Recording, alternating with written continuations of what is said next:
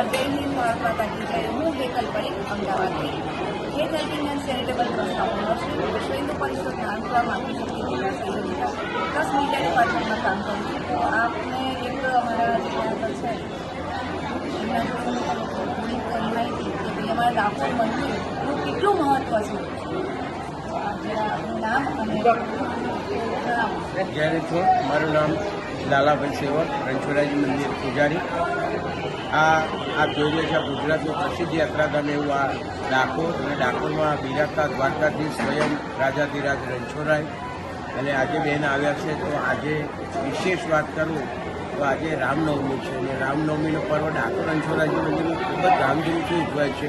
વૈષ્ણવ મંદિર હોય, વિષ્ણુ ભગવાનના 24 અવતારમાં દરેક અવતારનો અહીંયા ખૂબ જ ધામધૂમથી ઉત્સવ ઉજવવામાં આવે છે. જેમ કે જન્માષ્ટમી છે, નરસિંહ જયંતિ છે. આજે રામનવમી, તો બપોરે 12 વાગે શ્રી રામચંદ્રજી ભગવાનના જન્મની ઉજવણી કરવામાં આવી. નિત્યક્રમની વાત કરીએ તો આજે સવારે ભગવાનને મંગળા આરતી બાદ કેસર સ્નાન, ત્યારબાદ ભગવાનને અલંકાર આભૂષણ, અને આજે વિશેષમાં એવું કહેવાય કે શાલિગ્રામની માળા પણ ધરાવવામાં આવશે. અને 12 વાગે પંચામૃત સ્નાન કરીને શાલિગ્રામજીના પંચામૃત સ્નાન કરીને રામ જન્મોત્સવની ઉજવણી કરવામાં છે. અને લાખોની સંખ્યામાં ભાવિક ભક્તો આજના પર્વમાં ડાકોર દર્શન કરવા આવે છે. આપણે એવું કહીએ છીએ કે કૃષ્ણનો જન્મ રોહિણી નક્ષત્રમાં રાત્રે 12 વાગે, જ્યારે શ્રી રામચંદ્ર ભગવાનનો જન્મ બપોરે 12 વાગે. અને આ રાજાધિરાજ રણછોડરાય જે દ્વારકાથી સ્વયં પધારેલા આપ સૌ જાણો છો. ડાકોર આવનાર સૌ ભક્તો રાજાધિરાજના દર્શન કરી ધન્યતા અનુભવે છે, આશીર્વાદ પ્રાપ્ત કરે છે. આ બેનરના આ ખૂબ સુંદર કાર્ય કરીને છે. એમના માધ્યમથી આપ સર્વે ભક્તોને જય રણછોડ, જય રણછોડ. નમસ્કાર, જય હિન્દ, ભારત માતા કી જય. હું હેતલ પરીખ, હેત હેલ્પિંગ એન્ડ ચેરિટેબલ ટ્રસ્ટના ઓનર શ્રી વિશ્વ હિન્દુ પરિષદ નાનપુરાના માતૃશક્તિના જિલ્લા સંયોજિકા. ઘણી બધી એવી સંસ્થામાં છું જે સંસ્થાઓ બહુ સેવાકીય પ્રવૃત્તિ કરે છે. આજે અમે લોકો અહીં ડાકોર મંદિરે આવ્યા છીએ દર્શન કરવા માટે, અમે અમારી ટીમ. તો આજે ડાકોર મંદિરમાં, આજે પણ અમારા ડાકોર મંદિરમાં હંમેશા માટે જેમ ભગવાન કહેવાય છે ને કે અમારા અમૂલ્ય ભગવાન છે, તો આજે પણ એટલું બધું કહેવાય ને કે રશ છે એમાં ભક્તોની. ચાલુ દિવસે પણ મંદિરમાં આટલી બધી ભીડ, તમે વિચાર કરી શકો કે ભગવાન માટે કેટલી લોકોને શ્રદ્ધા છે. તો આપ જોઈ શકો કે કેટલી બધી ભીડ છે ત્યાં દર્શન કરવા માટે. તો અમે સ્પેશિયલ અહીંયા અમદાવાદથી આવ્યા છીએ અહીંયા આગળ, અને ખૂબ આભાર મંદિરના જે છે બધા, એ લોકો ખૂબ સરસ એમની સગવડ છે. પ્લસ ડાકોર મંદિરના જે આજુબાજુ સરાઉન્ડિંગ છે એ બધા પણ ખૂબ સરસ કામ કરે છે, અને એમનું મેનેજમેન્ટ બહુ સરસ છે. તો ખૂબ ખૂબ આભાર, ધન્યવાદ. જય હિન્દ, ભારત માતા કી જય. ગણો મા બાપ ગણો. નમસ્કાર, જય હિન્દ, ભારત માતા કી જય. હું હેતલ પરીખ, હેત હેલ્પિંગ એન્ડ ચેરિટેબલ ટ્રસ્ટના ઓનર શ્રી વિશ્વ હિન્દુ પરિષદ નારણપુરાના માતૃશક્તિના જિલ્લા સંયોજિકા. તહેવારો ચાલી રહ્યા છે અત્યારે, તો અમે ડાકોર મંદિરના દર્શન કરવા માટે આવ્યા છે. તો અત્યારે તો દર્શન બંધ છે, પણ ટૂંક જ સમયમાં દર્શન અત્યારે ખુલશે 4 વાગ્યા પછીથી. આપ સૌને એના જોડે જોડું છું. તો આપ સૌને રણછોડરાય, આપ સૌના તરફથી હું રણછોડરાયને પ્રાર્થના કરીશ કે આપ સૌના જીવનમાં મંગલમય રહે અને કૃષ્ણના હંમેશા આશીર્વાદ રહે. જય હિન્દ, ભારત માતા કી જય. ભગવાનના જન્મ પાછળ ડાકોરથી ફક્ત બોડાનો દર પૂનમે ત્યારે એની ઉંમર 13-14 વર્ષની હતી. અહીંથી જતો લોકો 2 હાથમાં તુલસી પત્ર લઈને ભગવાનને દ્વારકા પહોંચે, અર્પણ કરે, દર્શન કરીને પછી એવી રીતના 70 વર્ષની ઉંમર થઈ. એટલે જયારે ગયો ત્યારે ભગવાનને અરજ કરે છે, પ્રભુ કહે છે કે મારીથી ઉંમર થઈ, માથી હેડાતું નથી, તું કોઈ એવો માર્ગ કાઢજે કે હું તારો નીતિ નિયમ રોજ આ ટાઈમ દર્શન કરી શકું, આખો દિવસ દર્શન કરી શકું. એટલે ભગવાને વિચારમાં પડે છે કે આ ભક્તે મારી જોડે કેવું માગ્યું કે છે. મેં તો કહી દીધું માગ તે આપું, પણ એને કેવું એવું માગ્યું કે આ ટાઈમ દર્શન કરું. એટલે મારે તો હવે દ્વારકા નગરી છોડીને એમ થાય જવું તો જ મારે એને આ ટાઈમ દર્શન અપાય.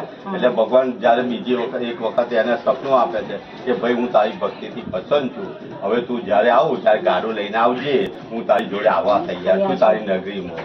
એટલે જયારે એ જાય છે અને ગાડું લઈને, પણ એ તો ગરીબ હોય છે. એ ડંક ઋષિ છે ને દંકા મહાદેવ, અહીં એ કચરા પોતું કરતો હોય છે. ડંક ઋષિ, ડંકનાથ મહાદેવ દાદાની ઉપાસના કરતા. એમને મહાદેવ દાદા પ્રસન્ન થાય છે એટલે મહાદેવજી જોડે ભગવાન દંગ ઋષિ વિષ્ણુ ભગવાનની માગણી કરે છે. વિષ્ણુ ભગવાનની માગણી કરે છે એટલે ભગવાન કહે છે, શંકર ભગવાન, કે વિષ્ણુ ભગવાન કોઈ દાડે એમને નથી આવતા. એમનો કોઈ ભક્ત હશે ત્યારે અવશ્ય તારી આશા પૂરી કરશે, પણ તે પહેલા તારને મળવા તો જરૂર આવશે. ત્યારે જ્યારે અર્જુનનો છોકરો અભિમન્યુ એના છોકરાની જનોઈ હોય છે ત્યારે ભગવાનને એ લોકો ભીમ 2 જણ અહીંથી જતા હોય છે એટલે ભગવાનને એકદમ યાદ આવે છે કે શંકર ભગવાને મને ડંક ઋષિને મળવાનું છે એટલે અહીં મળવા જાય છે. એટલે પેલા પહેલાના સાધુ સંતો તો તિકાર ગાની હોય છે એટલે સમજી જાય છે કે ભગવાન આવે છે એટલે એ બધામ ના કરવા બહાર આવે કે પ્રભુ મારી ઝૂંપડીમાં પધારો. એટલે ભગવાન જાય છે અને પછી 2 જણ વાતો કરતા કરતા વચ્ચે આવે છે એટલે એક બાજુ ભીમને પાણીની તરસ લાગે છે એટલે મામાને કે મામા મને તરસ લાગી છે તો હું ડંક ઋષિ જોડે પાણી પીવા જઉં તાકે ઉભો રહ્યો ભાઈ તું એમની જોડે પાણી ના માગી કારણ કે એમને થોડું પાણી ગળતેશ્વર મહાદેવ ભરવા જવું પડતું.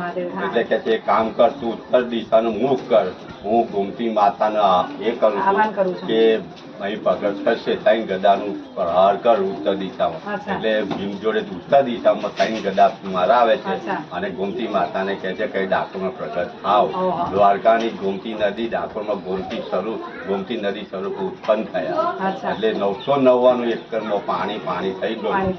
અને પછી ભીમને 2 જણ જાય છે અભિમન્યુ થઈ પછી દંગ કરું. પછી જયારે એક દાડો એક સાધુની મંદિર આવે છે દ્વારકા જતા હોય છે અને દંગ ઋષિને પૂછવા જાય છે કે પ્રભુ અમારે રાતે વિશ્રામ કરીએ, સવારે અમારે દ્વારકા જવું છે. એટલે દંગ ઋષિ સમજી જાય છે કે હવે પેલો દ્વારકાનું નામ દે છે એટલે આ તૈયાર થશે જવા.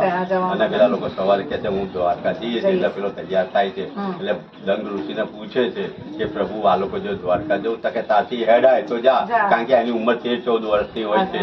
તાર કહે છે કે આ બધું ઘેર પૂછા કહ્યું તે પછી કે ભગવાન જોડે જઈએ ખાલી હાથ કોઈ દાર ના જઈએ, કોઈ ને કોઈ વસ્તુ મૂકવી પડે. કે તું શું લઈ જાય કે આ 2 તુલસીના છોડ છે લઈ જા.